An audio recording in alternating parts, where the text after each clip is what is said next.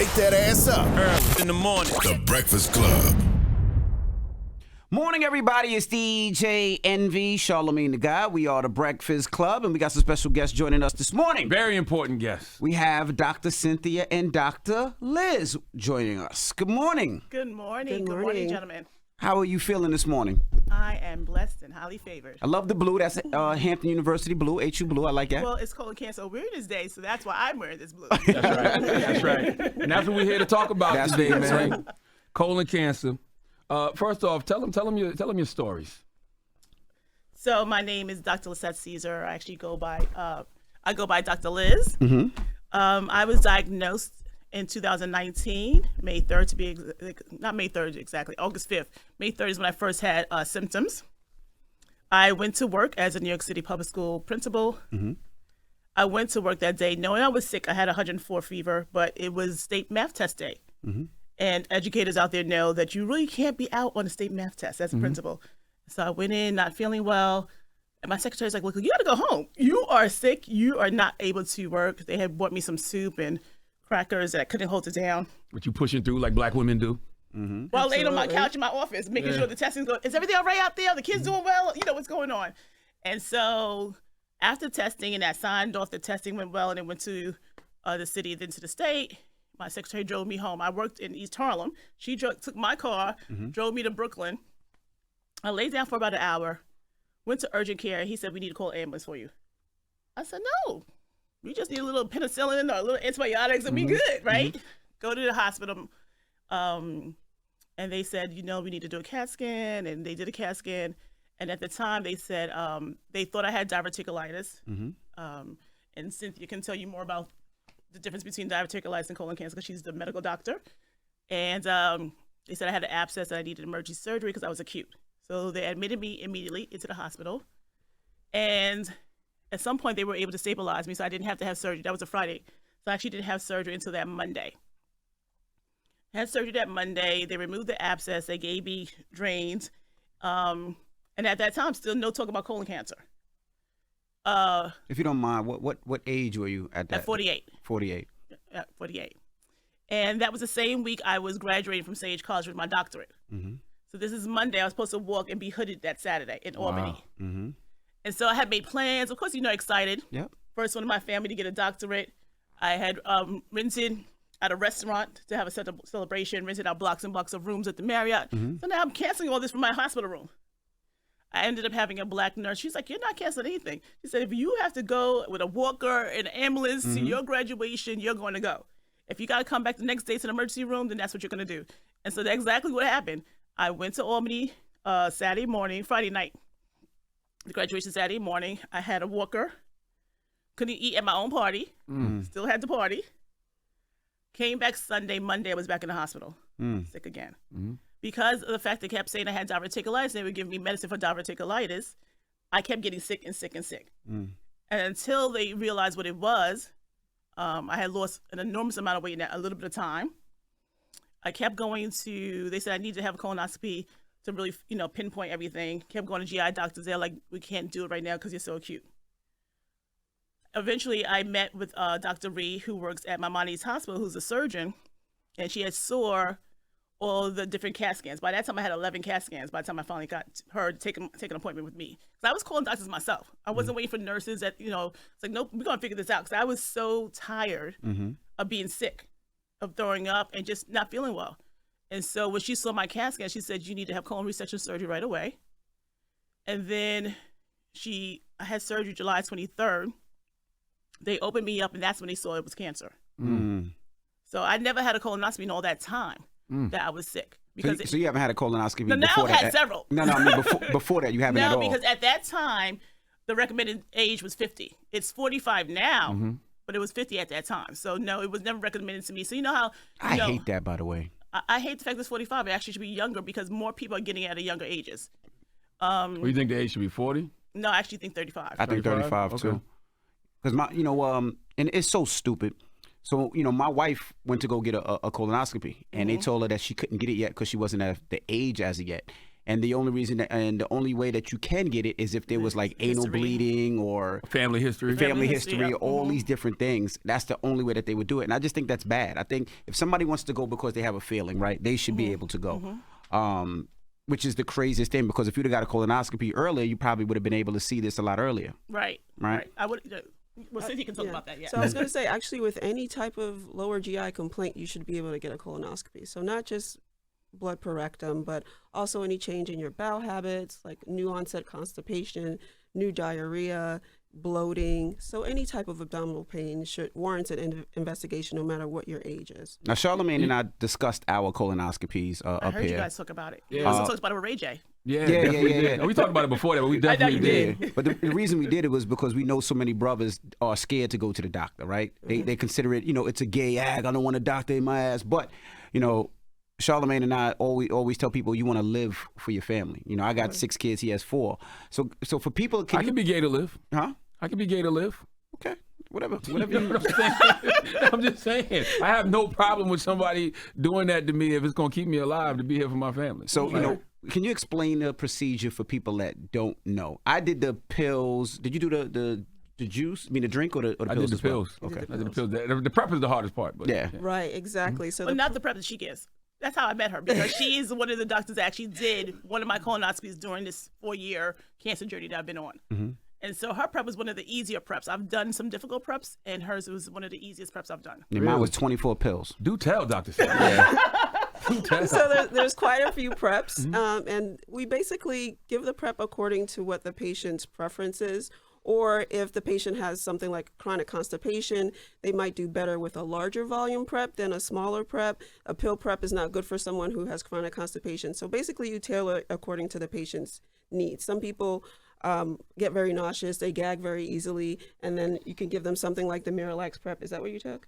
Or was it Clenpic or something like this? I know it was a drink, but it wasn't the Miralax prep. Okay. Yeah, and there's more expensive preps that some insurances don't cover. Some of them do. Sometimes we can do authorization to get you a better one. But yes, the preparation is the worst part of the whole process. So usually the day before your procedure for 24 hours, you do a clear liquid diet fasting. So that's no solid food, tea, coffee without milk, Gatorade, ginger ale, chicken broth, water, Jell-O. And then you will have a schedule about when you're supposed to start taking your prep. So whether it's the pill prep or powdered preps or liquid preps, you'll have a very detailed schedule. So you'll likely take half of it the day before and the other half about 6 hours before your procedure. And you're expected to have probably the worst diarrhea that you've ever had. Yeah. That's the whole goal of preparation. You put stomach be flat in the morning. You put water, you lose about 2-3 pounds. Right. So the whole idea is to make your poop look almost like urine, right? Clear and yellow. So you're as clean as possible. And that's so when the doctor goes inside, they can see everything. We don't want to miss anything. If it's not so clean, you have to do the whole thing all over again. So your best bet is to try as hard as you can the first time. I wanted to ask you, Dr. Cynthia, because, Dr. Liz is the first, she's not the first person, but I've heard this story before about people being misdiagnosed. Why are people always so misdiagnosed for colon cancer? So there's a lot of reasons. In this in particular, we have to consider it about the way we treat Black people in the medical community, and also Black women, right? So we see this time and time again. We know that it's not an economic or educational thing, because we see it happen to Serena Williams with a different type of diagnosis, and that's one thing that needs to be addressed. The other thing is, we're not completely linked into health resources, right? So lack of education, lack of insurance. A lot of people use the emergency room as their primary care doctor. They don't go for routine checks. They wait until they're sick and then go to the ER. So there's some missed opportunities for preventative health, right? So if you're going to the ER because you have a fever or something like that, that doctor is not going to talk to you about, hey, did you get your blood pressure checked? Did you get your cholesterol checked? Have you done your colonoscopy? That conversation won't happen there. So there's lots of issues, and we can do better on both sides. As the medical community, we can certainly do better and do more outreach and talk to patients more, and patients also can engage with us more, I think. One thing that we didn't share is, because we were actually waiting for you guys to come up in this day, was after I got checked, the doctor removed 4 polyps, right? And 2 of those polyps, I guess he made it seem like had The potential the potential to turn into cancerous cells. And he was saying that if he didn't remove those polyps, there's a great possibility that I would have cancer. Sure. So what does that mean, and how long does it take for a polyp to actually turn into cancer? Because then he was like, well, you can come 8 years. I'm a little scared. I'll say I'll see you in 3, but that's just me. Right. And I have the the finances to pay for it. Like I'm not paying with it. Polyps, I would not wait 8 years. Yeah, that's the thing. So how long does it take for polyps to actually turn into cancer? How does that work? Okay. So there's different types of polyps, but the whole goal of a colonoscopy for screening purposes is to find benign polyps. And certain benign polyps, like the one you're speaking of, is called a tubular adenoma. And there is a sequence of progression that a tubular adenoma can eventually progress to become a colon cancer. And that usually we think takes about 10 to 15 years. And so that's why the colon cancer screening surveillance is timed at 10 years mostly. But what happened if it goes faster? Because when he said 8 years, I'm like, Doc, I need to see you in 3. I would have went every year, and not because I enjoy it, so shut up. But I would go every year because I'd rather be safe than sorry. Sure. I understand that. So the timing is based on statistical data and also research. But I understand your concern, and there's no way to specifically say if you had a genetic proclivity, maybe it might go faster. It's difficult to tell, but the guidelines and the recommendations are made based on general data. So, is there any specific way to prevent colon cancer? Is it diet? Is it what is it? So what we found is that diets that are high in fiber, fruits and vegetables, are helpful. Diets that are low in red meat, sausage, bacon, that type of thing, also helpful. Vitamin D levels have been shown to be important to take vitamin D supplementation if you have a low vitamin D level. Sedentary lifestyles, no exercise, being overweight or obese is also a risk factor. Tobacco use, certainly a very strong risk factor for colon cancer and a lot of other cancers as well. And alcohol use as well. So anything more than moderate use, 1 to 2 drinks per day, anything more than that is also considered a risk factor. What about those of us, because I didn't have any polyps, no redness, nothing. So how long, when should I go back? According to the guidelines, between 7 to 10 years, but 10 years for a normal colonoscopy, yes. Okay. You better go back 3. I'm just nervous. I'm that type of guy. I'm just nervous. Now, what about women? A lot of women don't go for colonoscopies. And why is that? Right. So we were just talking to They'll your go for a mammogram, but they won't go for a colonoscopy. Right. That's why I'm here. Right. One is because I want to make sure that all African Americans are aware of this disease because it's on the rise in the African American community. That is showing that right now it's the second deadliest cancer, but in 2035 it's showing that it probably be the most deadliest cancer, especially among African Americans. I know that a lot of women are not getting it, but we're getting mammograms. And so the same way that when they say to make your mammogram appointment on your birthday, that day you should make all those kind of screening appointments. And I actually, what I did for my sorority, I'm an AKA, so it's Dr. Cynthia. I actually bought something for your wives. What you got? Some gifts. His wife's a Delta. Okay, it's all right. What is the divine not a nine? Delta. So She's not a Delta. Don't do that. we're having a Pink Goes Blue Day, March 18th for my chapter in Brooklyn, Okay. Psi Lambda Omega. So I had these booklets made. And so here are all the different screenings women should have, and at what age should you have it, and what time of year you should have it. So I have this for your wives, just so that we can remind ourselves it's important in terms of health and wellness to take care of our bodies and to see the doctor on a regular basis. I saw the doctor on a regular basis, but again, I was not of age to get a colonoscopy, and I didn't have symptoms until literally that week. Yeah. So sometimes with colon cancer, you have no symptoms, and you could be walking around stage 4. At the time, I was stage 2. The cancer came back 3 times. Wow. So right now, I'm a stage 4 colon cancer survivor. So I was just told 2 months ago that I'm in remission, thank God. But it took 4 years for me to get here, and it wasn't an easy process, and I have a lot of side effects. And so that's why I tell my story, because I don't want anyone to go through what I'm going through post-cancer, what I went through during cancer, working, not working. I had to take a year off the first time I was diagnosed from being a New York City public school principal. Came back during the pandemic. My kids were afraid to hug me, touch me, love on me. And that's how some of my books came about. And I'm going to talk about my books in terms of Little cancer. Lizzie. And The second time it came back, I was adamant I didn't want to go back on infusions. If you know anyone who's going through cancer treatment, you're sitting there for 5 hours getting infusions. It's hard. It's a hard time. It's a hard life.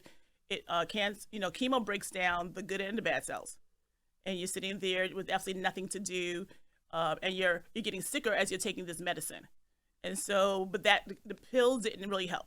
So then I had to go back on to getting regular chemo infusions and having more surgeries. So I've had colon resection surgery twice. I've had liver resection surgery twice. I've had numerous now colonoscopies, and I was just telling Cynthia, I had a colonoscopy 3 weeks ago where I stopped breathing. What? Wow. Yeah. Because of the anesthesia? Yeah. What? And then on the 18th, I had my medical port taken out because it caused me to get a blood clot.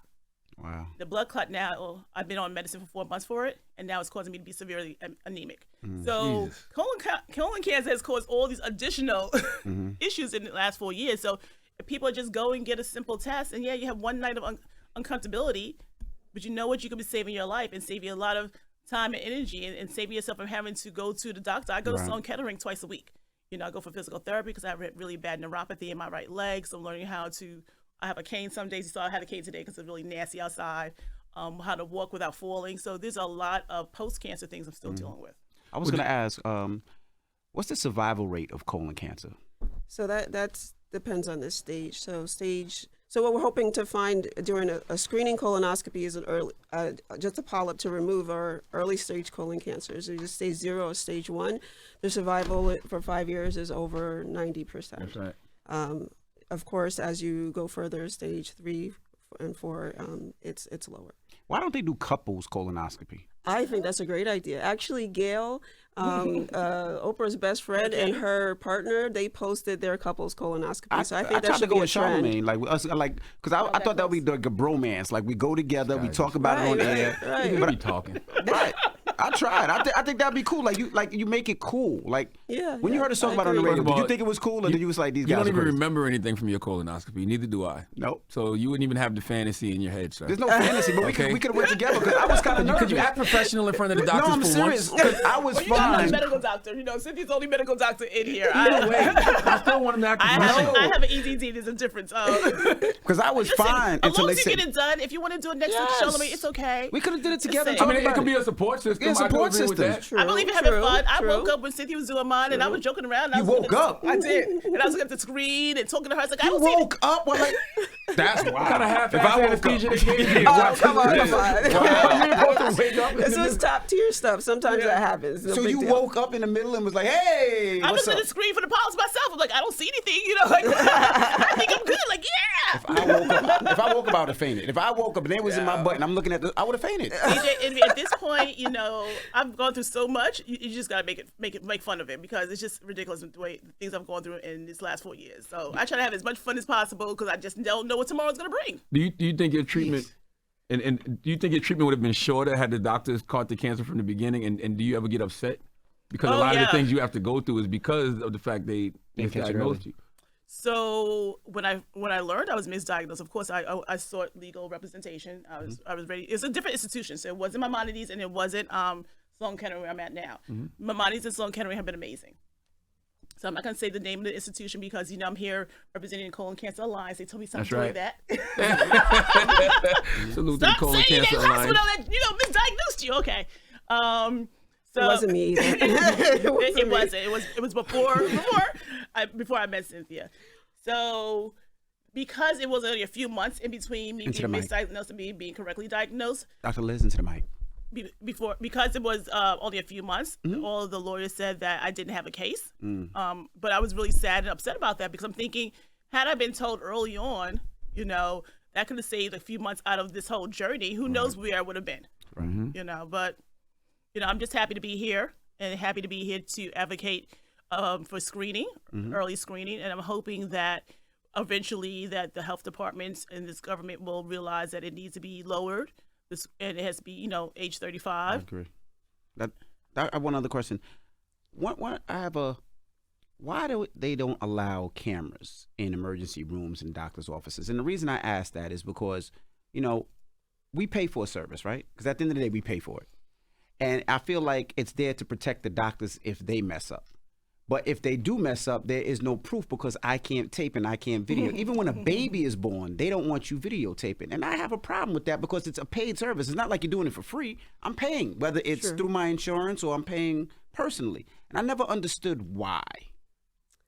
I mean, the obvious medical legal issues, right? And then also HIPAA, Patient Privacy Act. Because if you're the patient, like, you know, like if my wife says, hey, I wanna, you know, record my baby being born. Right. They don't allow it. I got to sneak. I snuck 6 times, but still. But You don't have to answer this, Dr. Cynthia. Okay? It's just a question. All right. Okay. You don't have to answer this. That was a question. I don't even know if she can answer this. So, Charlamagne, I noticed you're not wearing blue today for Colon Cancer Awareness Day. Because, hold on, when is it? It's Today. Today. the 28th? Today's Today. Friday. Oh, I Today's thought it was Friday. a tape. Damn. Today's Friday. Duh. Yes, we playing this on Friday. I'm going to change. No. Or give me something blue to wear. I brought gifts. Okay. Oh, thank you so much. And we appreciate you guys coming. Thank you so much. Hold on, we got to talk Little Lizzie books, too. Yeah, well, I'm going to tell you why you got these gifts, because of Little Lizzie books. So, all 3 of my books were written because of my colon cancer journey.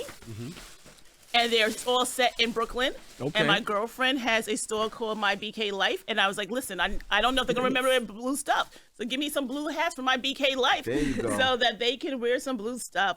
But I do have 3 books. When I was first getting chemo, I wrote Little Lizzie Learns to Read. When I was getting chemo, I took a year off during that time from being a principal. And I miss my kids. You know, I'm the founding principal of Mosaic Preparatory Academy. And of course, it's not like having 6 kids or 4 kids, but it's like having a kid, you know? So, and I miss talking to the parents and the kids every single day. And as I was sitting there, I was looking at their reading data. Like I can go into the system and see how they're doing every week, every day, every week. And I noticed that the kids were declining in terms of how much reading they were doing at home and in school. And so I started a YouTube channel. I would have my siblings who were coming with me and the nurses record me reading books to the kids for my reading channel, which is Reading with Dr. Liz. That helped a little bit, but not much in terms of motivating the kids to continue to do the reading that we were known for doing. And so I decided I needed to retell my story. My kids knew my story of my reading challenges in 1st grade, but because I'm not there being the cheerleader, like, no, you need to do better in school, I said, let me write my story. So this first book is my love letter to my students in Mosaic. And it's about my reading challenges and overcoming those challenges with perseverance and grit and the love of family. And that literally was written while I was getting chemo back in 2019. Wow. And so the second book, when I said to you, I went back to work during the pandemic and the kids didn't want to hug me. The kids didn't have any understanding what cancer meant. And so I quickly wrote Little Lizzie and the Big Blue Parade to give them an understanding about cancer in terms of a children's book. I first did a research on cancer books for children, and I bought everything I could find on Amazon, but most of the books were of Caucasian children or of teddy bears. I'm not a fan of teddy bears getting sick, you know, and showing those kind of things in terms of being sick. And I wanted a character that looked like me. So I said, okay, so now Little Lizzie Part 2 is going to come out, and that's how Little Lizzie and the Big Blue Parade came out. And that was pretty much right after the first one, because they both came out the same year. And this book, my 3rd book, came out in October during Anti-Bullying Month. I was bullied in high school. I was told I was fat and overweight. And my cousin Lori and I went to school from pre-K all through high school, and she was very skinny. So we were called Hamburger and French Fry. And so I wrote Little Lizzie, her cousin Lori, and the Not So Bucket Feeling Friends, because bullying is a huge situation in schools today. And when I would talk to my students about the fact that I was bullied, they're like, no, you're not. No, you were, because you're a principal. I'm not sure why kids, you know. Like you just came out the room as a principal, right? Yeah, but you know, elementary kids, right? So the 5, 6, 7, 8, they don't have that understanding. Like you went through things too, you know. I didn't just wake up one day and become principal. So there was a lot going on in those years before becoming an educator. So I wanted them to know a little bit about this particular journey. So all 3 of my books are based on real life events and are based on real life obstacles. And how did I overcome those obstacles? Well, thank you, ladies, for joining us as well. And how can people get more information for whatever you do? Whether it's Instagram, more information on colon online, cancer, the whether it's website, treatment, the treatments, and all that. helplines. So I do have lots of information for you guys. Pass that bag. Wait, hold on. Let me see which bag, because I feel like we need to make this a regular thing. Like it can't be just like on Colon Cancer Awareness Month or this is Colon TKM's Cancer bag. Awareness Day. Like Sure. I feel There's like we a need to lot have of these other conversations issues. a lot more often. You can So I gave you guys information for your staff to give out pins and Thank you. pamphlets and bracelets, and of course, going to the Colon Cancer Alliance website.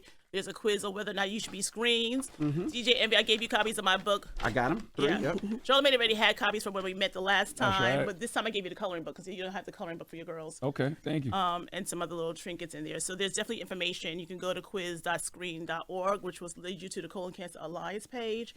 And there's also pamphlets on the website. And of course, on my social media platforms, I talk about colon cancer all the time. I'm on TikTok, I'm on Instagram, I'm on Facebook, I'm on Twitter. Usually my handle is LizBC1908. And so definitely you can find information there. And information about my book is on littlelizzie.org. Gotcha. Well, thank you so much for joining us, Dr. Liz. Yeah, hold on. And Dr. Dr. Cynthia, Cynthia. what's the most important thing you want people to take away from this conversation? To get some type of screening done. Okay. Age 45, if you have no family history, if you have symptoms, it doesn't matter what age it is. Discuss your family history with your loved ones, because a lot of us don't know. We don't like to talk about the C word, right? So if your first degree relative, your mother, father, sister, brother has a history of colon cancer, that drastically changes the age at which you should have your first screening. It would be 40 or it would be 10 years earlier than the youngest affected person in your family. So that's a big deal. So I would encourage everyone to get screened. And before we leave, can I just ask that your listening audience, your viewing audience, reach out to Governor Kathy Hochul and ask her to make March officially colorectal cancer awareness month. It is not in New York City. It is in New Jersey and other states, yes. And so we need to make it official. Making it official means you bring awareness to the entire state. That's right. So I've written to Kathy Hochul several times. I called her office yesterday. Her assistant was not so nice. Really? Yeah. Because you're trying to get colon cancer I awareness asked her, a month? she's a schedule. I said, well, can I make an appointment with her? Because I've emailed her on her website. I've tweeted at her. I literally tweet at the governor every single day about 5 times a day. Wow. I've done TikToks to the governor. There's no response. And they said that they do have the proclamation request in the system. Wow. So what are you doing with the request? So I said, well, can I get on her schedule? My goal now is just to go to Albany probably next Tuesday, just kind of wait out there. I'm praying I don't get arrested because I don't have any bail money. She's been up here before. Governor Hochul, if you're listening and somebody from your office is listening, that's whack. Okay, we need to make, colon cancer awareness? We need to make it official that March is Colon Cancer Awareness Month in the state of New York. Word. All right. Well, Dr. Liz, Dr. Cynthia, thank you so much. It's The Breakfast Club. Good morning. Wake that ass up. Early in the morning. The Breakfast Club.